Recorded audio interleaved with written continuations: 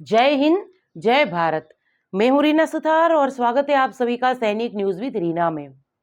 1 जनवरी 2024 से डीएडीआर जहां 50% पहुंच गया था और इसके बाद उम्मीदें की जा रही थी कि 8वां वेतन आयोग या इस 50% डीएडीआर को बेसिक में मर्ज किया जाएगा, इस तरीके की अटकलें लगाई जा रही थी।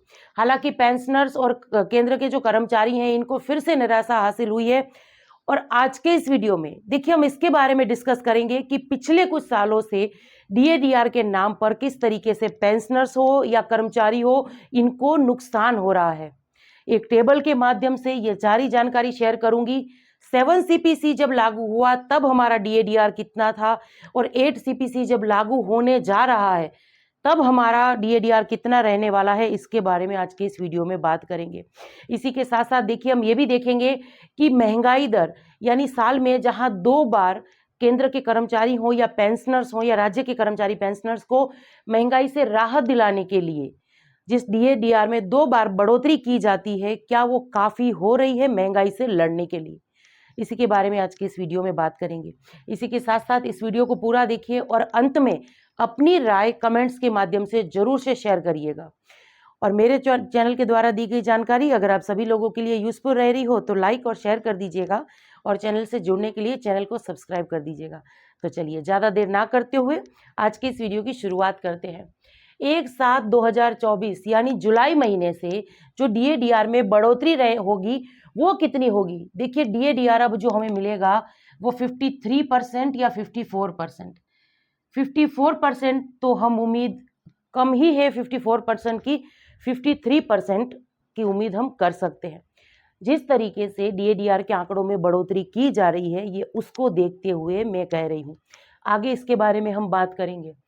लेकिन अगर पिछले कुछ समय की बात करें, जैसे 7 सीपीसी की अगर बात करें, बहुत पीछे हम नहीं जाएंगे, 6 सीपीसी तक नहीं जाएंगे, 7 सीपीसी की अगर बात करें तो 1/1/2016 को जो 7वां वेतन आयोग लागू हुआ था तब 125% जो है वो हमारा डीएडीआर था। आप देख सकते हैं उससे पहले यानी 7 सीपीसी से पहले 6 सीपीसी के बाद जो डीएडीआर में बढ़ोतरी होती थी वो 6%, 7%, कई बार तो 10-10%, 12-12% तक डीएडीआर में बढ़ोतरी देखी गई है। फिर ऐसा क्या हुआ कि 7 सीपीसी के बाद जो डीएडीआर है उसमें हम जो एक तरीके का जो फॉर्मूला या कहूंगी इसको मैं उसको कुछ और नहीं कहूंगी। देखिए 4 से 5% भी अभी हमने नहीं देखा है, लेकिन 4% की बढ़ोतरी ही हो रही है डीएडीआर में, जबकि महंगाई तो 7 सीपीसी के बाद और बढ़ी है। पिछले कुछ सालों से जिस तरीके से गैस सिलेंडर के दाम हो या दूसरे कोई प्रोडक्ट के दाम हो, अगर उसमें हम देखें तो उसमें तो हमें ज़्यादा पे करना पड़ रहा है। ऐसे में देखिए महंगाई दरों में ये कमी आना, ये क्या पेंशनर्स और कर्मचारी के साथ अन्याय नहीं है।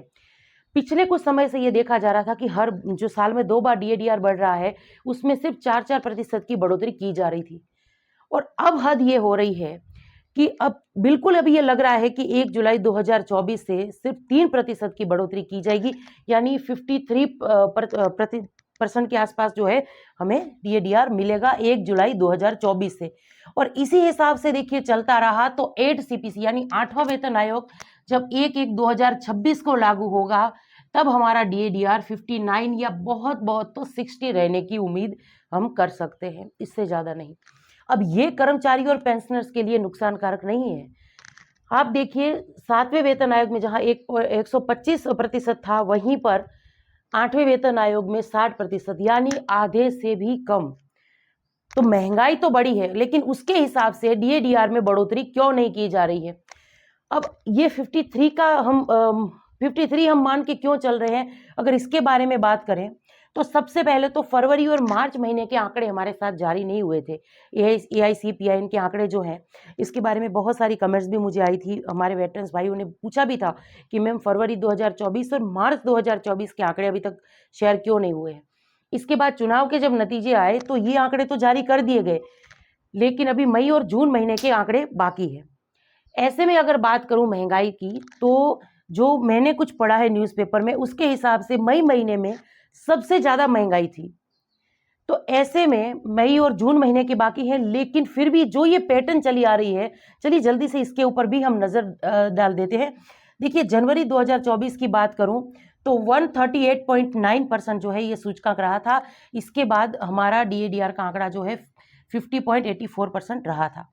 फरवरी की बात करें तो 139.2 यानी थोड़ी सी बढ़ोतरी इसमें देखी गई थी।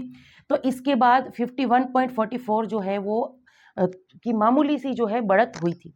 मार्च महीने की बात करें तो सूचकांक का आंकड़ा यहाँ पर 138.9 था। तो ऐसे में DADR जो है हमारा 51.95 पर पहुंचा था, यानी 52 के आसपास। अप्रैल महीने की बात करें तो 139.4 यानी थोड़ी मामूली सी बढ़ोतरी आप इस सूचकांक में देख पा रहे हैं।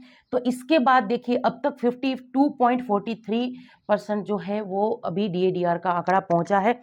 ऐसे में मई और जून महीने के बाकी है, लेकिन ये जो हम देखते आ रहे हैं सूचकांक के आंकड़े, उसके हिसाब से भी अगर मानकर चले तो ज़्यादा से ज़्यादा 53% की होगा, यानी 3% की बढ़ोतरी 1 जनवरी 2024 से जुलाई महीने यानी 6 महीने में हमें सिर्फ 3% की दर से बढ़ा हुआ DADR मिलेगा।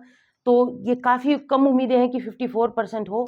बहुत सारे ऐसे न्यूज़पेपर हैं जिसके बारे में भी इसके बारे में कहा गया है कि DADR में इतनी ही बढ़ोतरी होगी। 54% तो काफ़ी मुश्किल है। अगर यही पर रहा कि जैसे पहले 4-4% की बढ़ोतरी की जा रही थी और अब 3-3% के हिसाब से अगर इस तरीके से ये किया गया, तो इसमें पेंशनर्स और कर्मचारी का ही नुकसान है। और 8वें CPC में कितना रहेगा हमारा DA, इसको लेकर भी बहुत सारे कमेंट्स आ रहे थे। तो देख लीजिए 59 से 60% के आसपास ही हमारा DADR रहेगा, इससे ज़्यादा नहीं रहेगा, जो 7 CPC में 125% था। तो महंगाई जहां बढ़ रही है वहां पर महंगाई दरों में ये क्यों गिरावट आ रही है, ये मुझे तो समझ में नहीं आ रहा है। बाकी इसको लेकर आपकी क्या राय है, कमेंट्स के माध्यम से जरूर से शेयर करिएगा। और इसी के साथ आज के इस वीडियो से विदा लेती हूँ। जय हिंद।